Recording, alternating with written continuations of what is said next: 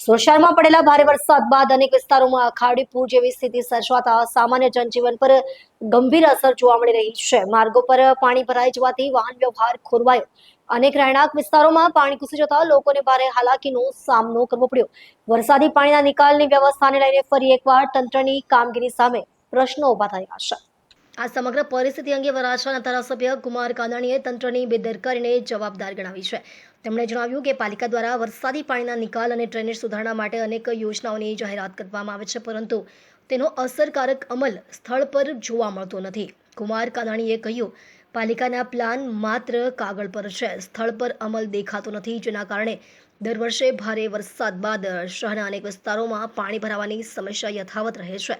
શહેરમાં વારંવાર સર્જાતી આવી પરિસ્થિતિને પગલે ડ્રેનેજ વ્યવસ્થા, વરસાદી પાણીના નિકાલની કામગીરી અને શહેરી આયોજનની અસરકારકતા અંગે ફરી ચર્ચા શરૂ થઈ છે। સ્થાનિકોમાં પણ યોગ્ય આયોજન અને સમયસર કામગીરીની માંગ ઉઠી રહી છે, જેથી આગામી દિવસોમાં આવી પરિસ્થિતિનું પુનરાવર્તન અટકાવી શકાય।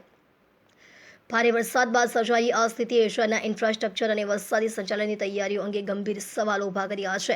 હવે તંત્ર આ પડકારનો કેવી રીતે સામનો કરે છે અને ભવિષ્યમાં આવી સમસ્યાઓ અટકાવવા માટે કયા પગલાં ભરે છે, તેના પર સૌની નજર રહેશે।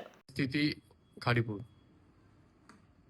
જે રીતે સુરત શહેરની અંદર અતિ ભારે વરસાદ થયો છે અને સુરત જિલ્લામાં ઉપરવાસમાં પણ વરસાદને કારણે ખૂબ ગંભીર સમસ્યાઓ ઊભી થઈ છે અને ખાસ કરીને ખાડીપુર જે આવ્યું છે એ ખાડીપુરને કારણે લાખો લોકો હેરાન પરેશાન થયા છે। લોકોના ઘરમાં પાણી ઘૂસી ગયા છે। આજે પણ એ પાણી ઉતરતા વાર લાગે એવી પરિસ્થિતિનું નિર્માણ થયું છે। ગયા વર્ષે ખાડીપુર આવ્યા પછી એમની સમીક્ષા બેઠકો થઈ હતી, આયોજન માટેની બેઠકો થઈ હતી અને એની અંદર કેવી રીતે આયોજન કરવું, ભવિષ્યમાં ખાડીપુર ન આવે એના માટેની શું શું કાર્યવાહી કરી શકાય એની વાતો અને ચર્ચાઓ થઈ હતી। પરંતુ દુઃખ સાથે કહેવું પડે કે એક વર્ષ વીતી ગયા પછી આજે એનું શું આયોજન થયું છે, કેવી કામગીરી થઈ છે, શું કામગીરી થઈ છે, કેટલી કામગીરી થઈ છે, કોઈ વાત નથી, કોઈ આયોજન નથી, કોઈ કામ શરૂ થયું નથી અને એટલા માટે દર વર્ષે આની આ જ પરિસ્થિતિ ઊભી થાય છે।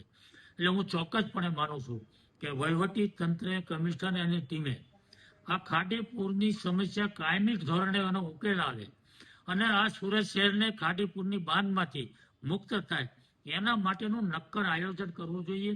શું કરી શકાય, ટેકનિકલ લોકો, એન્જિનિયર લોકો સાથે આખું સર્વે કરી અને આ પાણીને ક્યાં લઈ જઈ શકાય, ક્યાં ડાયવર્ટ કરાય, કેવી રીતે ટાંકી સુધી પહોંચાડાય અને લોકોને મુશ્કેલી ન થાય એનું નક્કર આયોજન કરી અને તાત્કાલિક એનો અમલ કરી અને કામ થાય એવા પ્રયાસો કરવા જોઈએ, જેમાં વહીવટી તંત્ર સંપૂર્ણપણે નિષ્ફળ ગયું છે એવું ચોક્કસપણે માનું। કેટલા લોકોને અસર કરે છે કાકા ખાડી? લાખો લોકોને, લગભગ પોણા શહેરને આ ખાડીના કારણે નુકસાન થાય છે, અસર કરતા બને છે અને લોકો જ્યાં સુધી પાણી ન ઉતરે ત્યાં સુધી ઘરમાં રહી પણ ન શકે એવી પરિસ્થિતિનું નિર્માણ થાય છે।